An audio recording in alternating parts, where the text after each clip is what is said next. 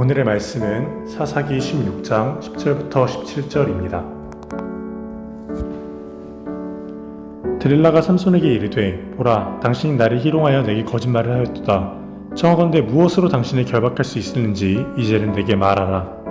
삼손이 그에게 이르되 만일 쓰지 아니한 새 밧줄들로 나를 결박하면 내가 약해져서 다른 사람과 같으리라 하니라. 드릴라가 새 밧줄들을 가져다가 그것들로 그를 결박하고 그에게 이르되 삼손이여 블레셋 사람이 당신에게 들이닥쳤느니라 하니 삼손이 팔 위에 줄 끊기를 실을 끄는 같이 하였고 그때에도 사람이 방 안에 매복하였더라. 드릴라가 삼손에게 이르되 당신이 이때까지 나를 희롱하여 내게 거짓말을 하였도다. 내가 무엇으로 당신을 결박할 수 있었는지 내게 말하라 하니 삼손이 그에게 이르되 그대가 만일 나의 머리털 7가닥을 배틀의 날실에 섞었자면 되리라 하는지라.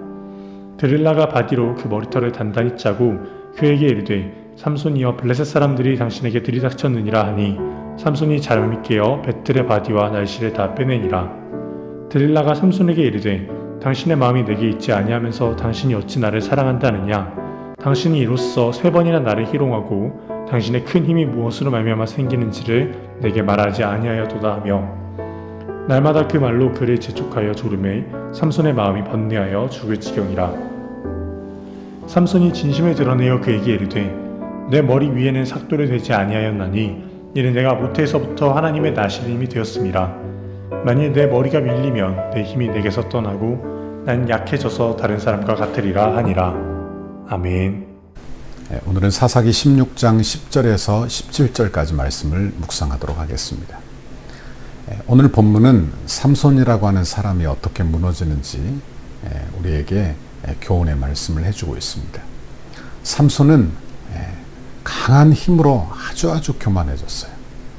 아무도 자신을 막을 수 없다고 그렇게 생각하자 그는 교만해져서 아무와도 협력하지 않고 홀로 싸웠고 그리고 교만하여 자만에 빠져 방심하게 되는 것입니다.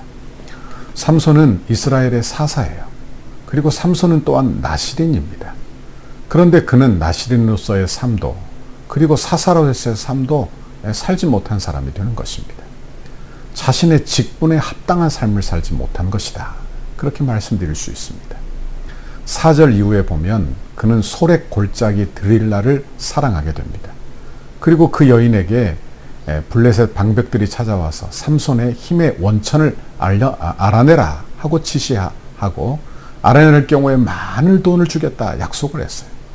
드릴라는 그때부터 끈질기게 삼손에게 달라붙어 그 힘의 근원을 알려달라고 조르기 시작하는 것입니다.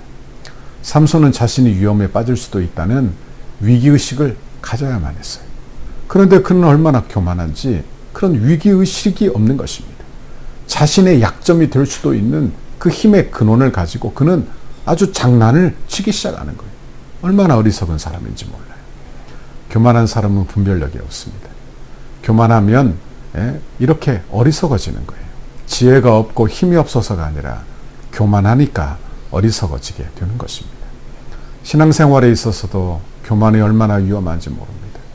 교만해지면 패망의 길로 걷게 되는 거예요. 교만한 사람들에게 시험이 찾아오게 되는 것입니다. 그러므로 우리는 늘 이 교만을 경계하고 신앙생활을 감당하는 우리 모두가 되어야 할 줄 믿습니다.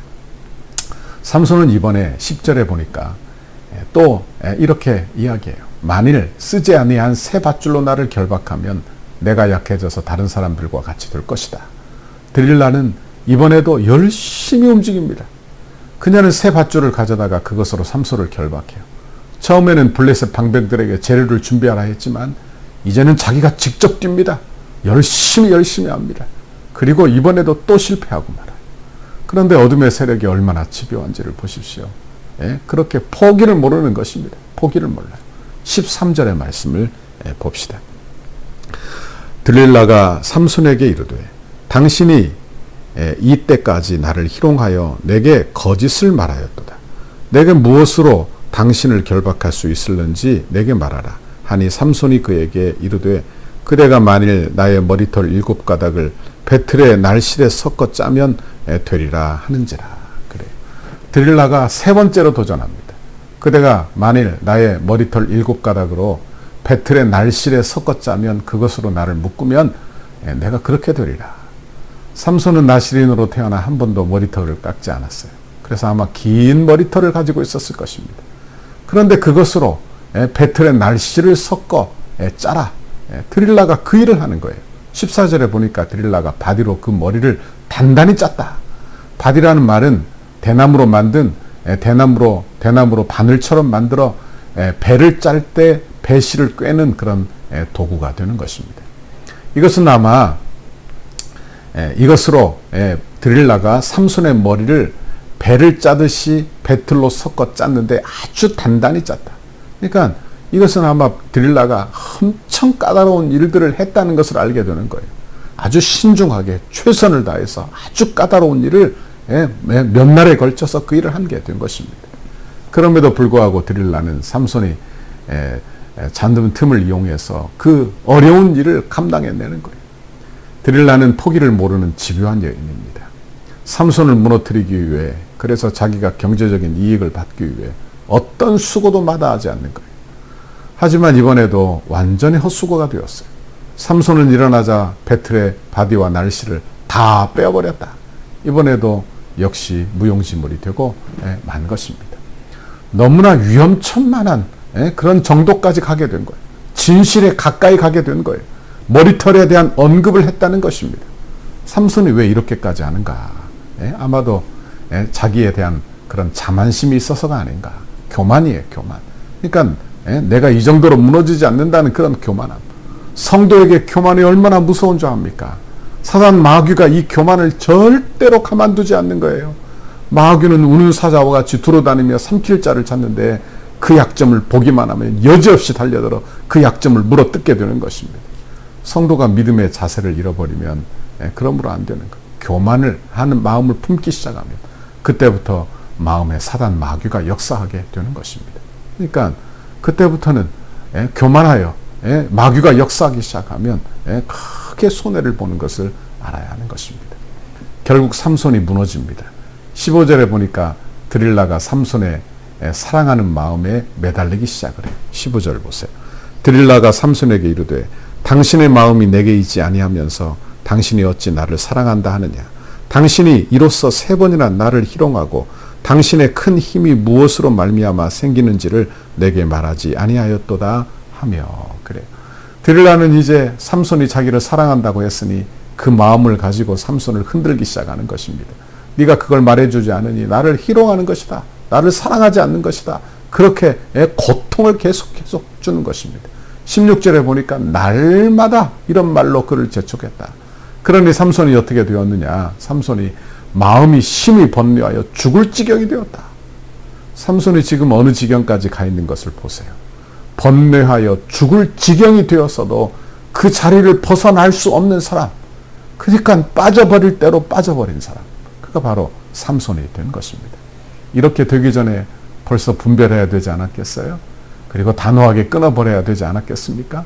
그런데 삼손은 그러지 못하는 거예요. 17절에 보니까 이제 삼손이 진심을 드러내요. 17절 삼손이 진심을 드러내어 그에게 이르되 내 머리 위에는 삭도를 대지 아니하였나니 이는 내가 모태에서부터 하나님의 나실인이 되었습니다. 만일 내 머리가 밀리면 내 힘이 내게서 떠나고 나는 약해져서 다른 사람과 같으리라 하니라. 삼손이 드디어 진심을 드러냈다. 그런데 삼손의 이 진실, 이 말이 정말 그러한가? 잘 들어보면 어찌 보면 블레셋 사람들처럼 이방 사람들처럼 생각하고 있는 게 아닌가 이런 생각을 하게 되는 것입니다. 정말 삼손의 머리털을 밀면 힘이 없어질까요? 그 머리 위에 삭도를 대지 않았기 때문에 그 머리를 밀면 그가 힘이 없어지는가. 그런데 성경 곳곳에서는 머리털 때문에가 아니라 성령이 역사해요. 여호와의 영이 임함으로 그가 강한 힘을 갖게 되었다. 그런 이야기를 해요. 그런데 삼손은 머리 때문이라 이렇게 생각하게 되는 것입니다. 이것이 삼손이 하나님 말씀으로 살지 아니하고 이방적 문화로 이 모든 것도 판단하고 있다는 것을 알게 돼요. 그런데 참으로 이상하죠. 머리털을 자르니까 삼손이 정말 힘이 모두 사라지고 만 것입니다. 왜 그럴까? 이건 또 왜 그럴까? 삼손에게 있어서 머리는 나실인으로 마지막 보루예요. 지금까지 삼손은 나실인으로 아무것도 지키지 못했어요. 시체 함부로 만졌죠. 포도주와 독주를 마시고 이방 여인까지 갖가지 했어요. 그런데 마지막으로 지키고 있었던 그것이 바로 머리를 자르지 않은 거예요. 그런데 마지막 남은 이 나실인으로서의 삶을 완전히 포기하는 것입니다. 삼손은 이제 믿음도 포기하고 신앙도 포기하고 직분도 저버린, 그래서 드릴라라고 하는 여인 하나를 택하는 어리석은 사람이 되는 거예요. 아주 어리석죠. 그래서 20절에 보니까 하나님께서 이미 삼손을 떠나셨고, 그나마 자기에게 있던 능력까지도 사라지게 되었다 하는 말씀입니다. 우리에게 하나님은 은사를 주시죠. 그렇죠. 하나님 나라를 섬기라고 우리에게 직분도 주시고 은사도 주십니다. 그런데 은사를 소유하고 직분을 소유하는 것보다 더 중요한 것은 그것을 하나님의 뜻대로 잘 사용하는 것입니다. 그렇죠. 그래야 복이 되는 거예요. 삼손은 힘을 잃어버린 그것 자체가 비극이 아니라 힘이 있음에도 불구하고 은사를 하나님이 주셨음에도 불구하고 하나님 나라 위하여 사역을 위하여 쓸 수 없는 사람이 된 것이 비극이 되는 거예요. 삼손의 비극은 자신이 나실이라는 사실을 망각한 것이고, 그리고 어리석어져서 하나님의 뜻을 분별하지 않은 것이고, 그리고 세상을 즐기며 사랑하며 교만하여 유혹에 넘어지는 인생을 산 것입니다. 여러분은 어떻습니까? 여러분 어떠세요? 우리는 성도로서의 직분을 잘 지키고 있습니까? 성도로서의 신분을 망각하고 살고 있지는 않나요? 내게 주신 직분을 주셨어요. 그러면 그 직분답게 살아야 될 텐데 그 직분을 망각하고 교만한 마음으로 살지는 않느냐. 이 정도는 괜찮아. 내가 이 정도는 괜찮다고 생각해. 이렇게 스스로 판단하며 살고 있지는 않느냐. 원하기는 저와 여러분이 삼손처럼 교만하지 말고 우리는 겸손의 길, 은혜의 길을 걷기를 바랍니다. 그래야 되는 거예요. 여러분, 우리는 은혜의 길을 걸읍시다. 교만의 길 걷지 말고요. 은혜의 길을 걸어야 되는 거예요.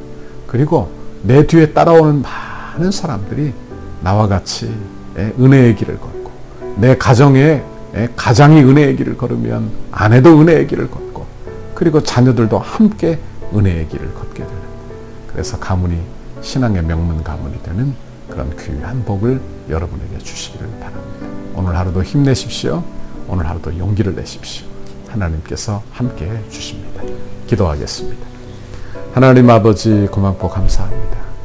연약한 저희들 하나님의 은혜가 아니면 정말 교만하여지고 정말 실패하고 어리석은 길을 걷게 되는데, 하나님 우리에게 겸손한 마음 주시고 은혜를 의존하여 살게 하셔서 늘 은혜의 길을 걷는 믿음의 사람들이 다 되도록 인도해 주옵소서. 오늘 하루도 용기를 주시고 힘을 주옵소서. 감사합니다. 예수님 이름으로 기도하옵나이다. 아멘. 우리 교회를 향한 주님의 뜻을 이루소서. 100대 기도문 화요일 거룩한 헌신을 위해 11페이지입니다. 성령의 하나 되게 하신 것을 힘써 지켜 더욱 견고한 공동체로 결속되게 하옵소서. 모든 성도가 세상 욕심을 내려놓고 천국을 소망하는 한 단계 더 높은 경지의 믿음을 갖게 하옵소서. 주의 거룩한 비전과 소명을 위해 한 번뿐인 인생을 사용하게 하시고 건축이 부담이 아닌 축복임을 깨달아 기대하는 마음으로 새로운 은혜의 땅에서 누리게 될 영광을 소망하게 하옵소서. 모든 성도가 기도의 용사로 강력한 영적 군사로 무장되게 하옵소서. 성도들의 헌신이 다음 세대를 위한 위대한 씨앗과 영적 자양분이 되게 하시고 기쁨으로 헌신하는 성도들의 삶에 하늘의 신령한 복과 땅의 기름진 복을 주옵소서. 건축의 과정을 통해 영적 대부흥을 경험하게 하시고 성전 건축에 참여하는 성도들의 개인과 자녀와 가정, 사업장에 물질과 지혜를 한없이 부으시고 기도로 성전을 짓게 하옵소서. 성전 건축의 모든 과정을 통해 온 성도들이 가슴 깊이 교회를 사랑하고 간절한 마음으로 새 일을 기대하며 꿈꾸게 하시고 시대와 민족과 교회 앞에서 하나님이 주신 사명임을 깨달아 영아부에서 장년부까지 온 교회가 한 마음으로 달려가게 하옵소서. 건축이 진행되는 동안 온 교회가 믿음의 튼튼한 공동체로 결속되게 하시고 한마음으로 성전 건축에 참여하며 주님의 한몸으로 일하게 하옵소서. 성도들이 건축을 통하여 믿음의 그릇이 더욱 커지게 하시고 새로운 공간에서 펼쳐질 주님의 비전을 넉넉히 감당하게 하옵소서. 성도들이 기쁨으로 헌신하여 덕소를 살리는 생명의 도화선이 되게 하옵소서. 한 영혼도 소외됨이 없이 믿음 안에서 기적의 역사를 이루는 통로로 쓰임받게 하옵소서. 건축의 정신과 내용을 이해하고 모두가 적극 동참하여 건축 홍보자가 되게 하소서. 건축을 통하여 선대의 고결한 믿음의 유산을 계승하도록 은혜를 주옵소서. 덕소교의 모든 가정이 믿음의 주요 또 온전하게 하시는 예수를 바라보는 가정이 되게 하시고 부모를 공경하고 부모의 신앙을 자녀들이 배워서 믿음의 명문 가정을 이루게 하옵소서. 예수님의 이름으로 기도합니다. 아멘.